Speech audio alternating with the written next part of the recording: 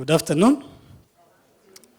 Ella was asking if the lunch was good. I was expecting ugali on the lunch, but I didn't see ugali. But it's okay. The lunch was good. Uh, Thank you, Ella, for the introduction. I'm coming for the presentation of what should make the African project manager in the next decade. It's not only the next decade, it can be a project manager tomorrow, next year, or even in 50 years. The characteristic I'm going to present, they can be useful along. Just this is the naming. This is my disclaimer. It's a disclaimer from PMI.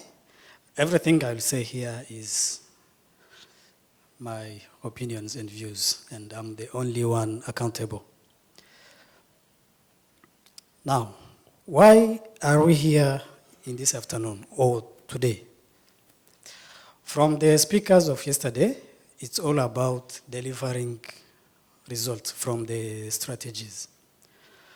We are here because we have this passion of moving our continent from where it is today, one step ahead. I will start by the context of what we do, and my presentation will have two main sections. The first section is about what I will present to you, and the second, we will play a small exercise, and all of you, I will be glad if you participate. From the image we saw yesterday, I saw a horrible village from Nigeria, and many other pictures of the current situation across our continent. Now, that's where our projects are coming from. That's the context. We have projects which are about socio-economic development or social welfare. Development, it can be either from the public, the private, and others, or social welfare about our education, the health system, and others.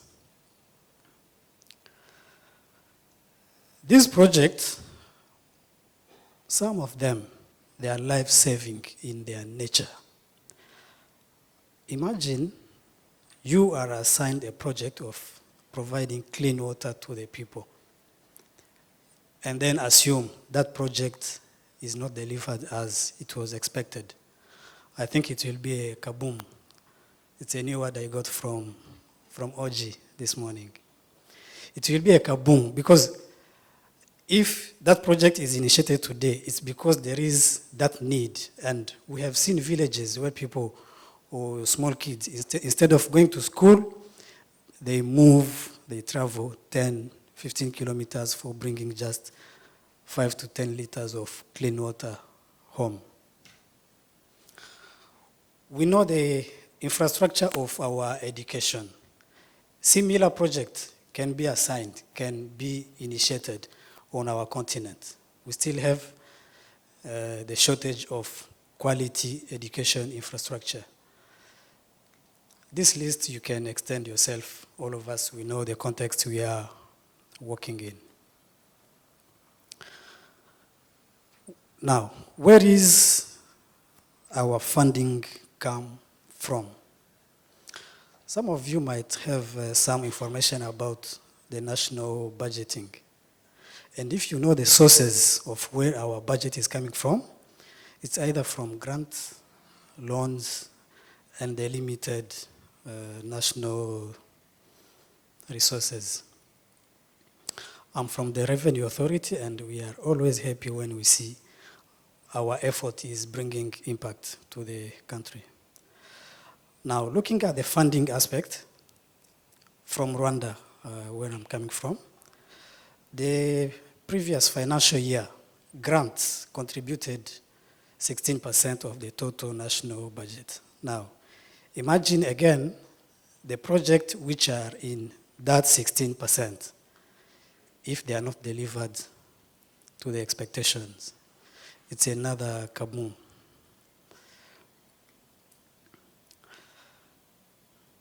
The expectations.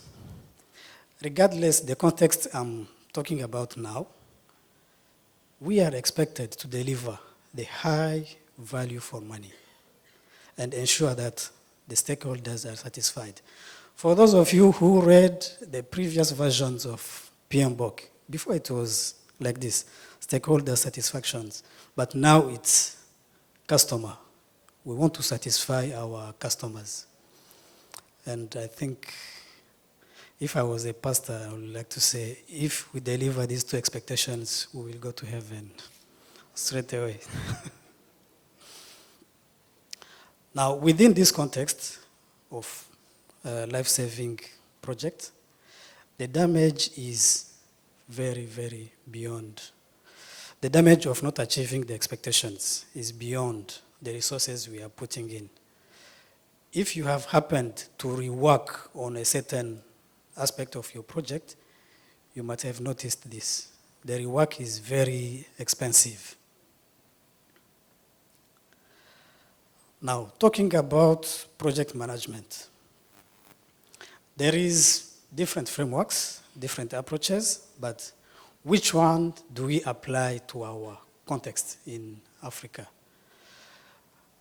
Considering the nature of different projects, all of them, they are not the same. We can apply either predictive approach, agile, or hybrid. We know there is no one-size-fitting-all. And most importantly is that we are in the information age, and it's a tech-intensive project. So knowing which approach to apply is very important, because we are moving from an era which is kind of predictive, building. You can calculate the structure of a hotel like this and have a blueprint which is like 99% accurate, but you cannot predict a software. For us, we have an application we call eTax. It started construction in 2013. Until now, it is still being improved. So there is no way you can predict everything at a go. Now, even though I'm talking about the African context, we are not an island. We are in a global context. There is a say of not reinventing the wheel. I would like to say we don't need to recommit the mistakes which have happened. We have access to information. From here, we can know what is happening in another corner of the world. If something happened on a similar project, there is possibility to learn from that, because we cannot wait until we learn from our mistakes, because our time frame on this earth, or our productivity time, is very limited. Another power of information we are taking advantage of is that we need to communicate in and out. We inform our stakeholders, our customers, and we have to be informed, because if we are saying that the growth will be made possible by a project manager, we have the responsibility of getting as maximum information as possible. Yesterday they said about PMTQ. How are we adopting technologies in our project? There is some discussions feeling that the technology is a threat. Technology is coming to take away our jobs. The robots, the automation is taking away our jobs. But for our efficiency, there is no way we can go away from technology. There is no way we can compete against technology, because from the development of either motor vehicle, airplanes, we cannot compete. Every time, even the bicycle will go faster than our own legs. So technology, we have to adopt it for our benefit. We don't see we don't need to see it as our competitor. Now, there is a trap. We have seen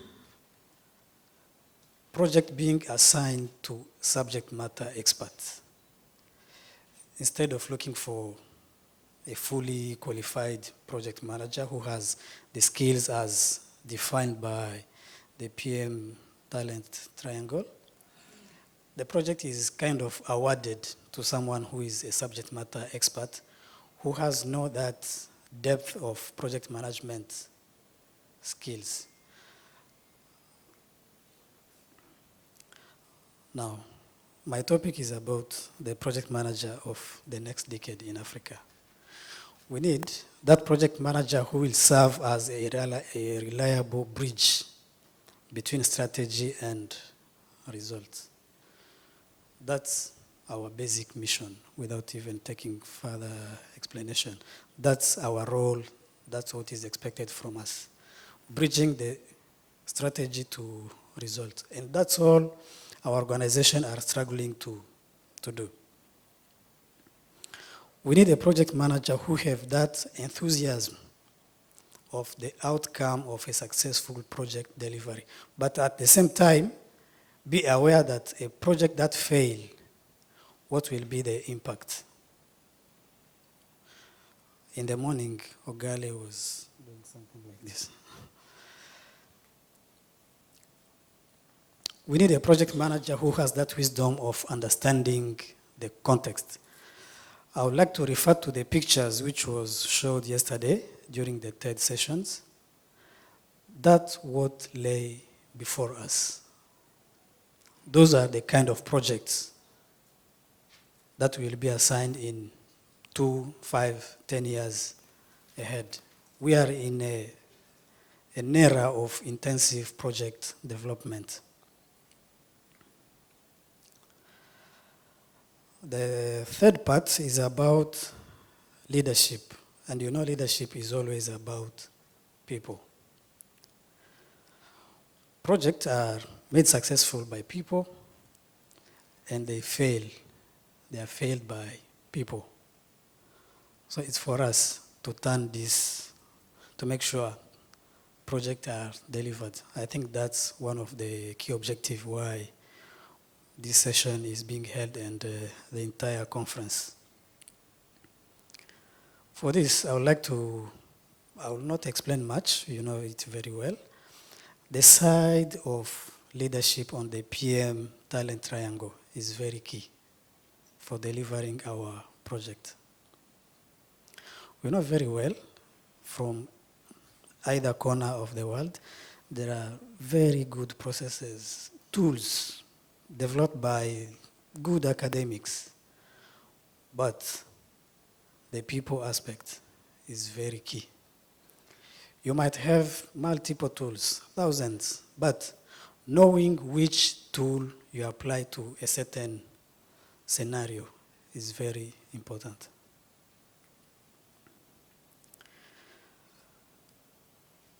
Servant leadership, if you look at the spectrum of skills required for a project to be successful, you cannot be a one-man doing everything. Instead, we are facilitating. We facilitate from either the one who is carrying the water, the one who is developing the designs, those who are doing integration. We are responsible for making sure everyone is doing his job in a very conducive way. We need to have the integrity. The integrity here, I'm not only referring to be transparent in your procurement, be fair while you are giving contracts. Here, the integrity I would like to emphasize is the integrity about the work. Be conscious about the work you have been assigned. Know what you are communicating to your stakeholders. Say no when it is required.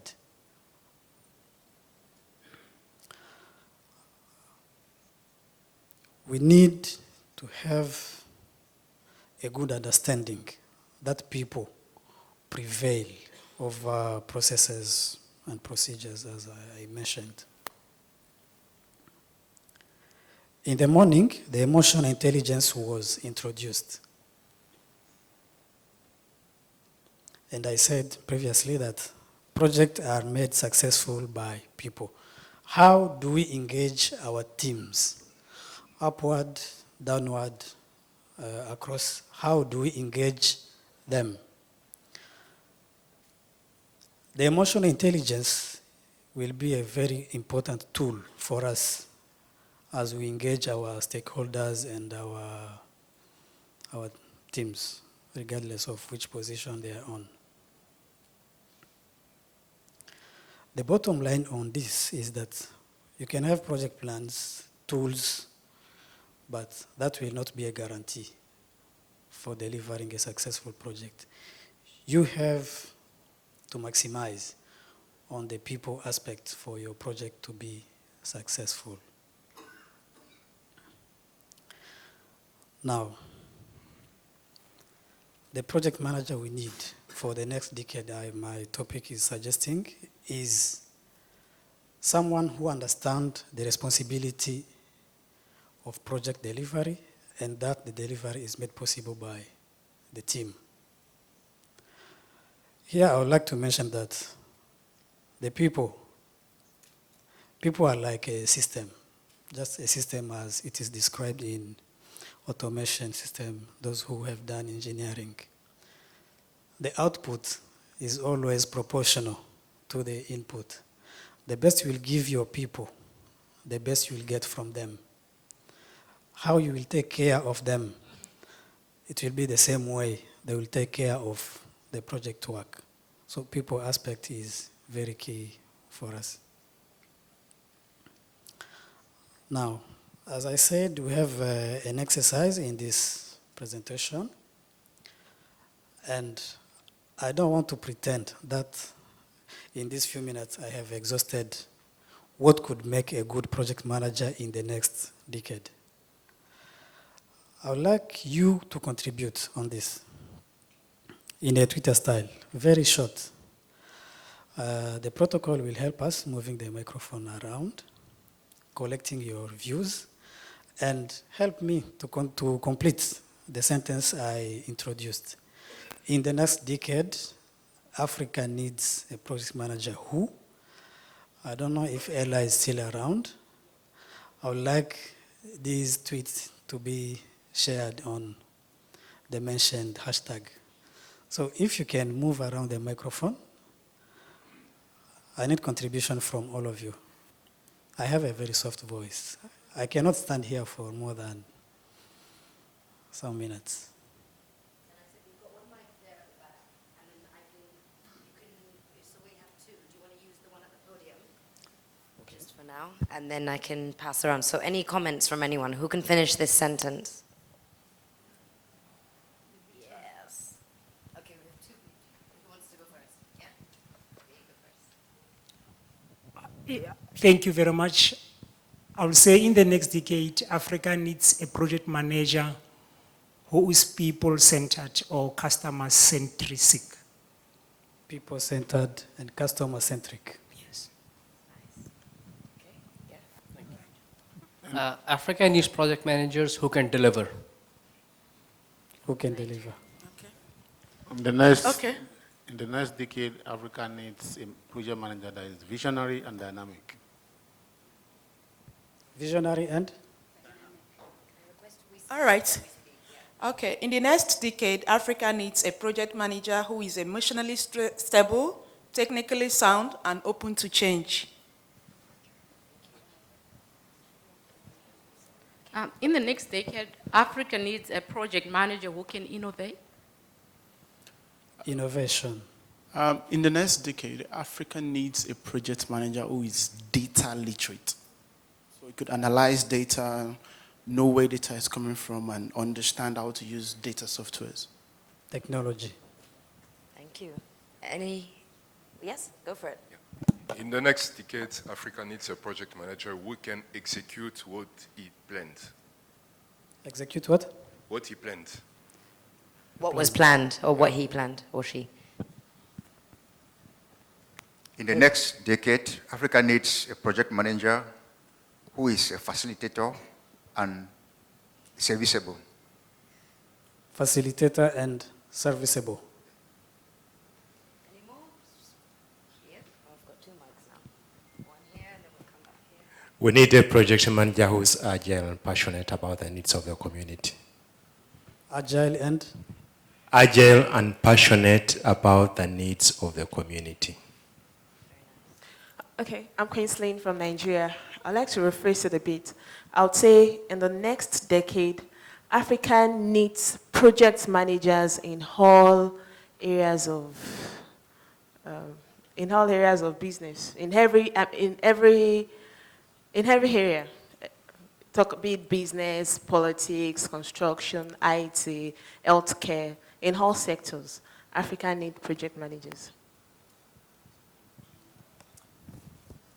For me, I'd say in the next decade, Africa needs a project or project managers who are change agents, yeah, who are bold change agents.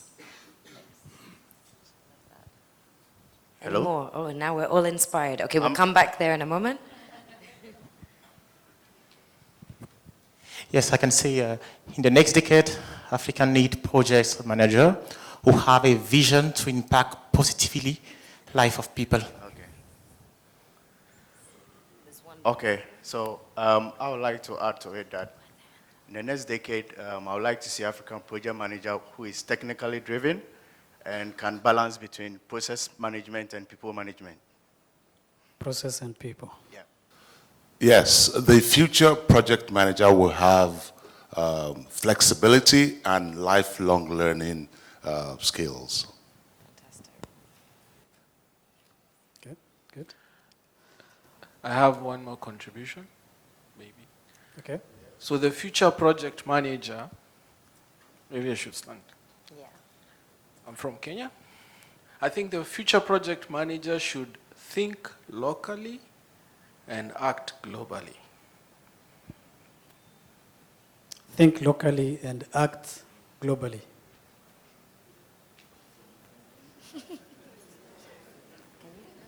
Or the other way around. Innovation should be the name for the future project manager. Project manager who is innovative. In the next decade, Africa needs a project manager who can deliver sustainable projects. Sustainability. I think in the next decade, Africa needs a project manager who understands the strength of the project team and allocate them in the right positions. Staffing. Okay, I think Africa needs a project manager who is savvy, technically, you understand the principles, can adapt those principles, and also agile, not static. I think we are moving away from the era of waterfall to agile now, and the project manager has to be agile, knows what to do, and do it at the right time. Also has to be emotionally intelligent, very important. Oh, very lucky there. Oh, we've got one here, and then we'll come to you. Thank you. In the next decade, Africa needs a project manager who is proactive. Proactive. In the next decade, Africa needs a project manager who has integrity. Integrity. Okay, I'm Joseph.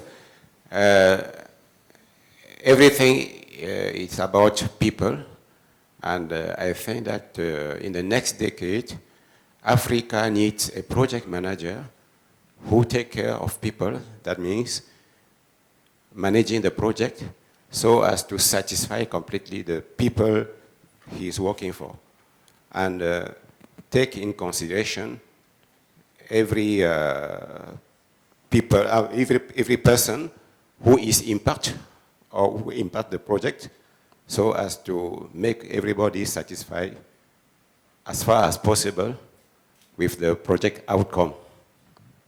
This is my view. Customer satisfaction and stakeholder satisfaction. Thank you. In the next decade, Africa needs a project manager who is pro-people, forward-looking, and a chameleon. and we're talking about the ability to adapt to the changes in the project management environment. Thank you. Thank you. Is it okay? Okay. In the next decade, Africa needs a project manager who inspires, who aspires and pushes a shared vision. Who push? Shared vision.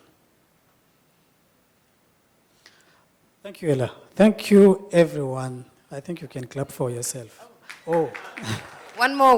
Let's not One clap more. yet. Here's a mic.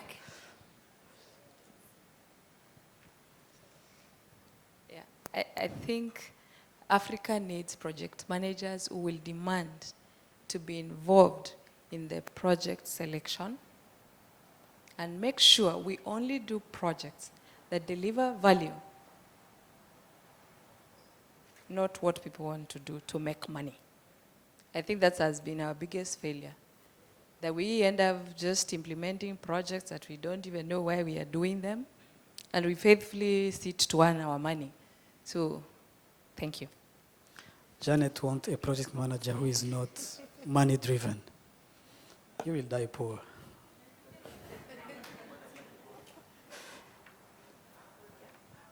Thank you. Thank you so much. Thank you so much for your contribution. Now, I would like to wrap up. I introduced the context of projects, what is their nature, from infrastructure development, social welfare project, where do we get our funding from, and the environment in which we operate. Also about project management, the approach, the business requirements, project managers or subject matter experts. Also, we talked about the leadership on our respective teams. We are, before we open for Q&A, if that has to be, you have said it all yourself. We have kind of designed a prototype of a project manager this continent needs for the next 10 or 5 years ahead. Now, what is remaining? Personally, I will collect all those aspects you have laid here and put them on a list. That, for me, should characterize the project manager in the next decade, as the topic is suggesting. So, let's go to work. And this is the end of my presentation. Thank you very much, Innocent. Excellent. I love your timekeeping. This is very impressive. So, of course, as mentioned, you have the opportunity to ask questions or add comments. I saw a couple of hands go up as we closed the open session there. So if you have something to add or ask or reflect on, please feel free. Compliment. Oh, and a wonderful presentation. Please, a round of applause. Complimentary to my Anything to add? Anything to add. Absolutely. Yeah. So if there's anything that you think was missed, we have actually a good amount of time. We can have a healthy discussion. I can sense there's something bubbling over here about the project management profession and the industry and the future of it. So let's talk about it. We've got time. So thank you so much. My name is Hospita from Kenya. Also an expert in IT project. I've seen the presentation. It was quite precise and very good. Of course, as project managers, we are talking about the people, the team that delivers the project for us, and how to make these people happy, meet their needs. Well, from an IT perspective, those of us who have had an opportunity to implement an ICT project, I would want to understand how we can optimize the various environmental dependencies, the various dependencies in an ICT, for example, environment. Having in mind in IT, you have people working in production environments, which tend to be given more priority than any development work that the teams are focusing on. How can we manage all these dependencies and at the same time make our project team happy? Because in most of the cases, you realize as much as you want to make the team happy, you don't have those controls. You're working with people who are reporting to different functional ends. You're working with the people who are taking instruction from other departments. So how do you bring all these dependencies together and protect your team? You mean protecting the team and ensure the dependency among the teams, right? Now, I will go back to the communication requirement.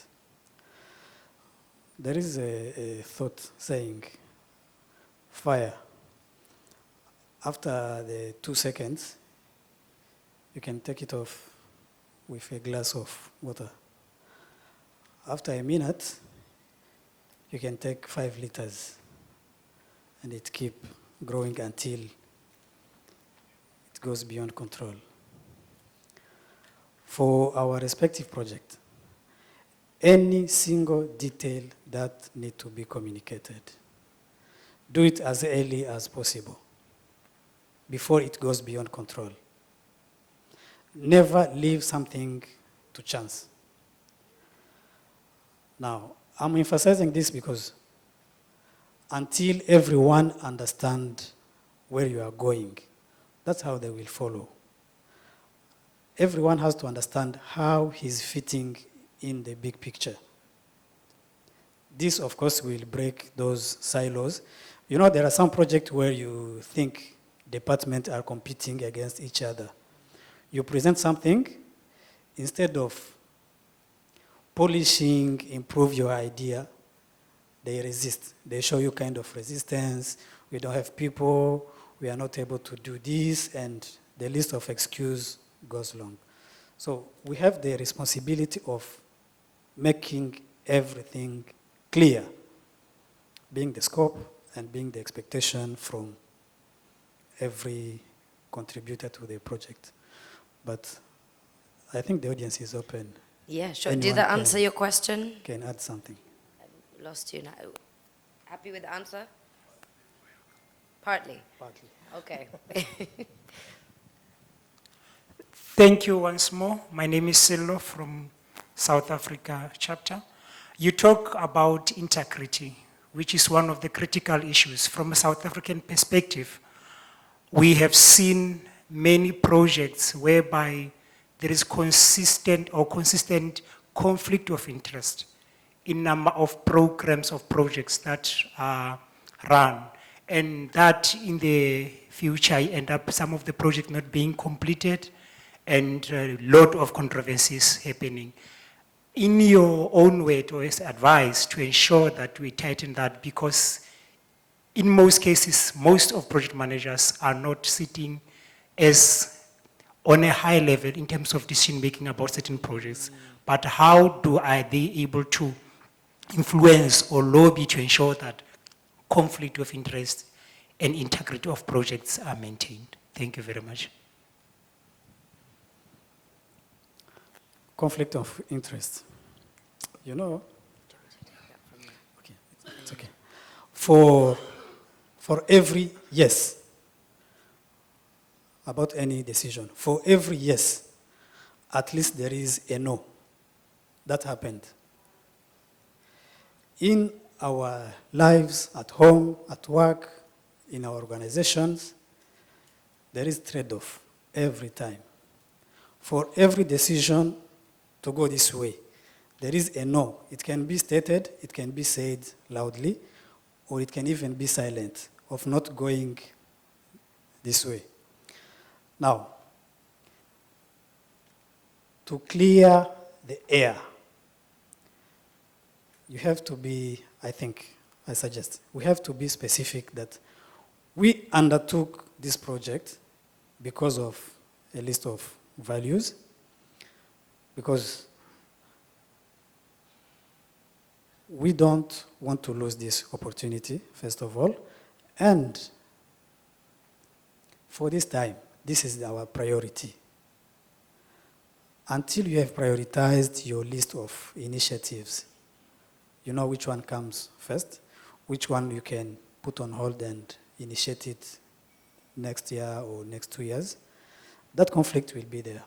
But making sure you have a clear trade-off filter or any mechanism you use, knowing which one comes first, and for what reasons. But if you throw a list of projects on the board, everyone will compete for having that project implemented. And with the resources which are always limited, I don't know if it can be possible. For me, that's where the conflict of interest comes from.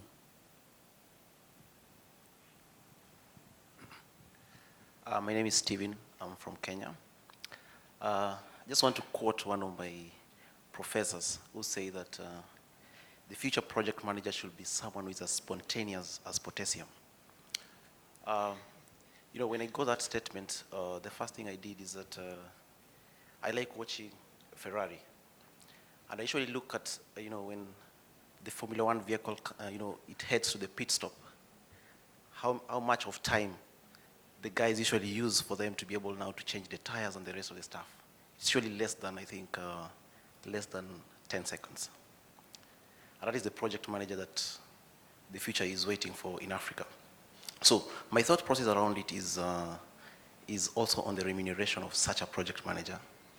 And I think the minimum salary for such a project manager should be close to $100,000 in a year, annually.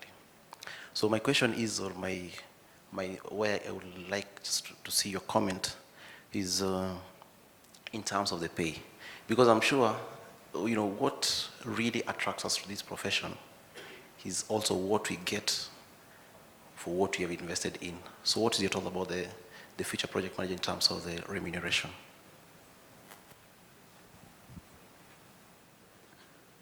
I would like to have someone who can help me on this. Who would like to chip into this debate?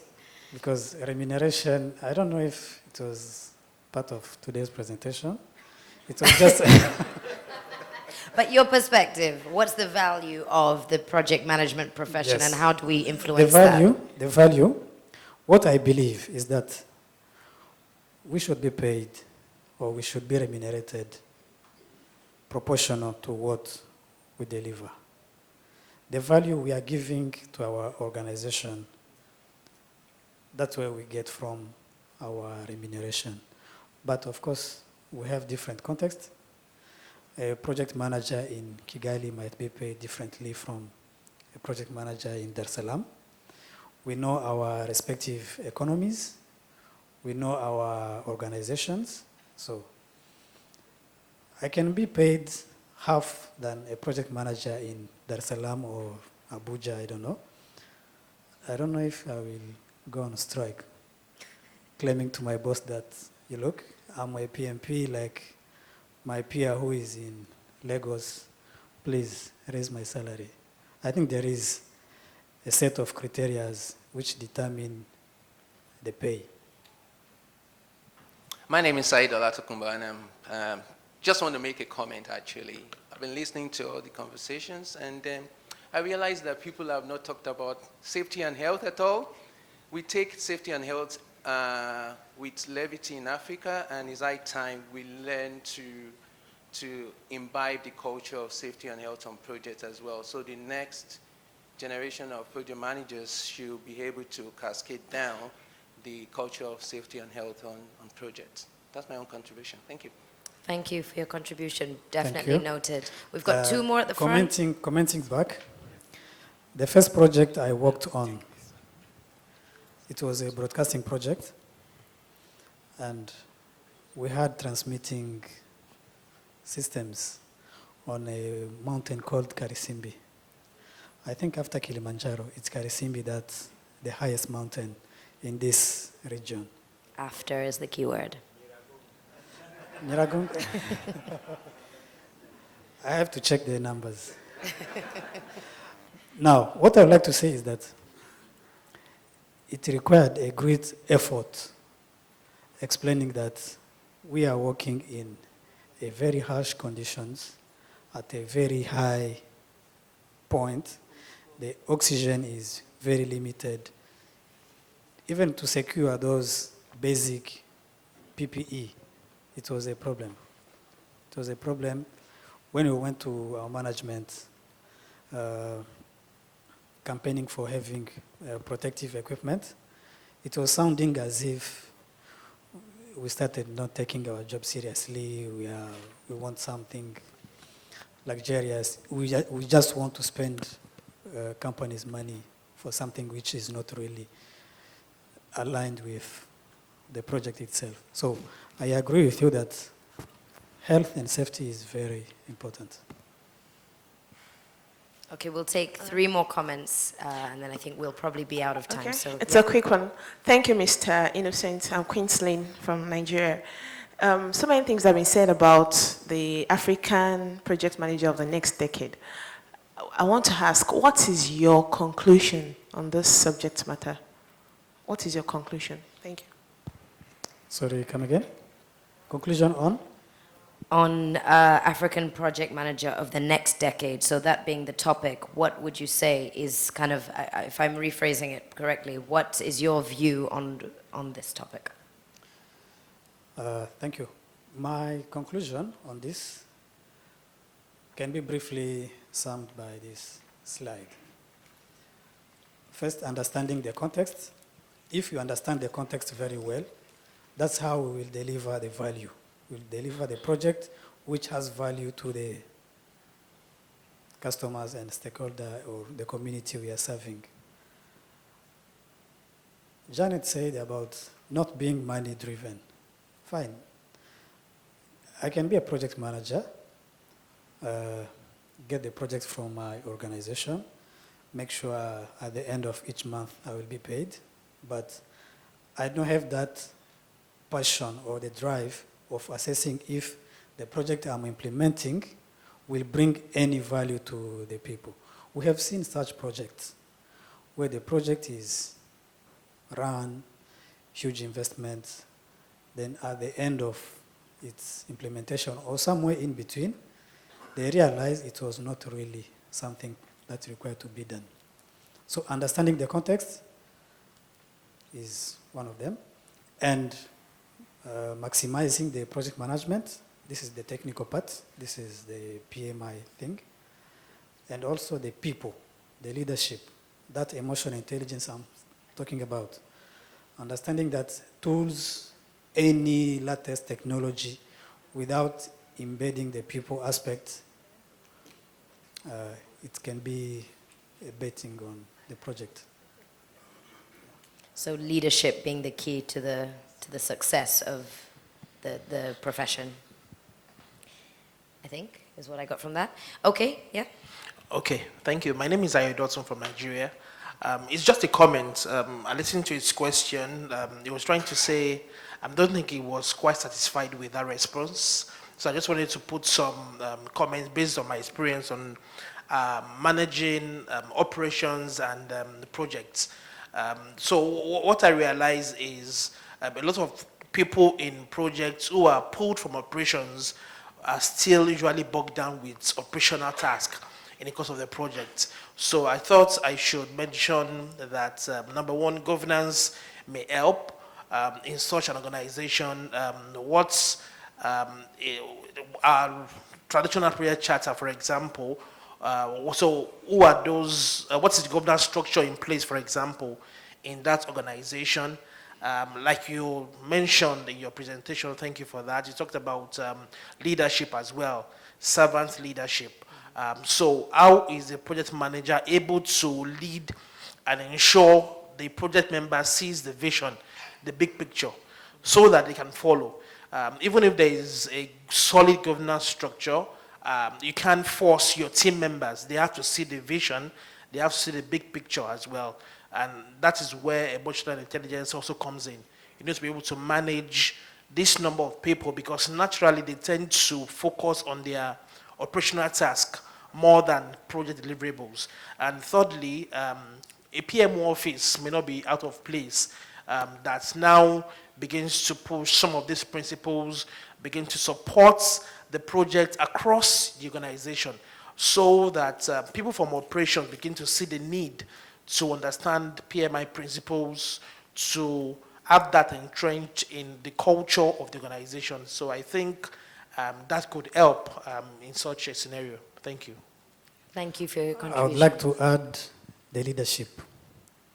Starting from the leadership, as long as they haven't yet understood the value of project management, our role can just fade and disappear within a big organization. The leadership is where to start from for campaigning for project management. Okay, we'll take our final comment. Yes? I'm Taiwo from Nigeria. Just a comment, not really a question then. You made mention of people, and a lot of presenters, they have made mention of people. From my personal experience, I would say, yeah, it's very good you don't forget the people that are working with you. But at the same time, while you are looking at people, you pay attention to the end point from the beginning. What do I mean? From my personal experience, I work with a global organization. We had projects across the world, but there are many projects within Middle East and Africa. I was posted last year to a country where we had a project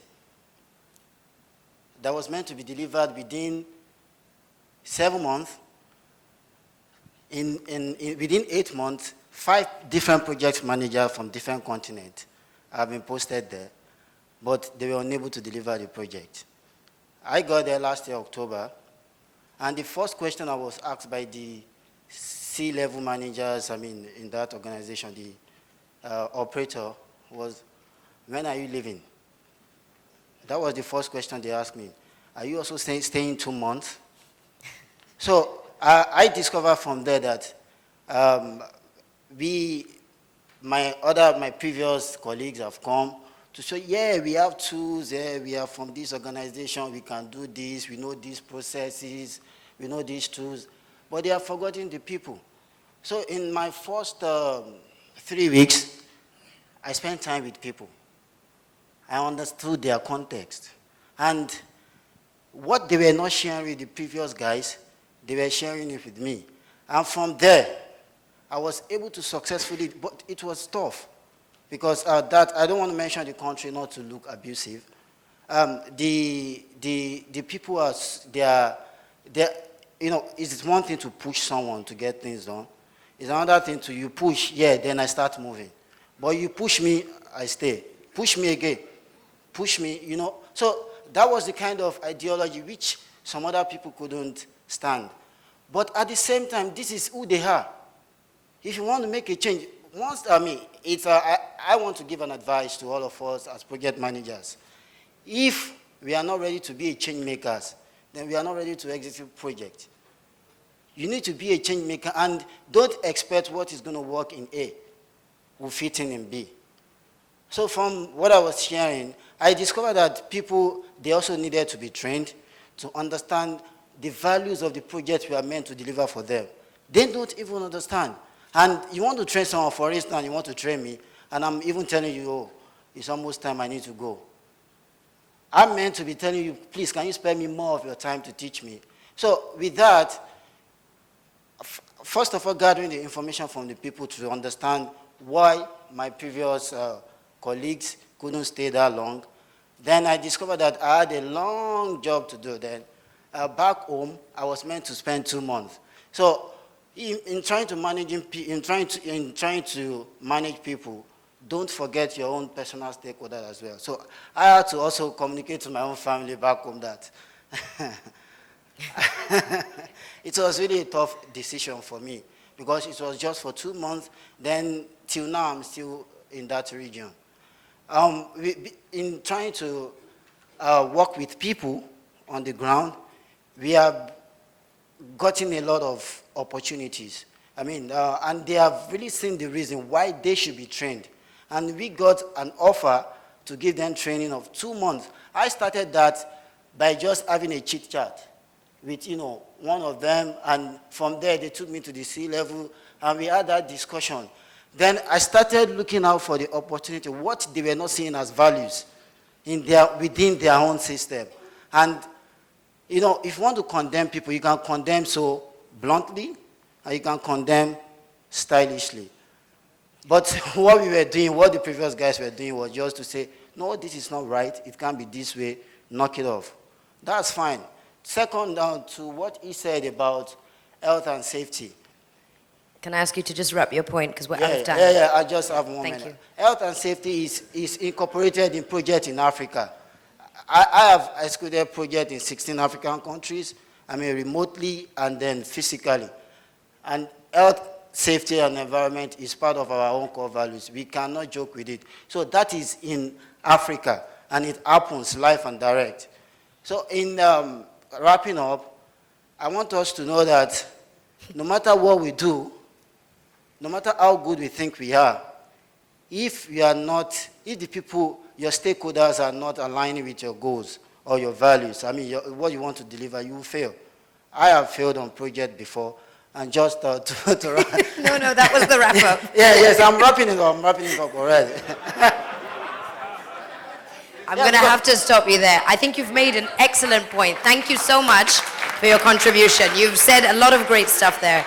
I'm going to have to close the session. I'm sorry. It's not me. I don't make the rules. So why? No, but let's continue. We're in networking. So we're going into a networking coffee break. Feel free to stay in the room and continue the conversation. You're very welcome. But I have to follow my agenda. So with that said, Innocent, thank you so much for being here. I think this was a really interactive session.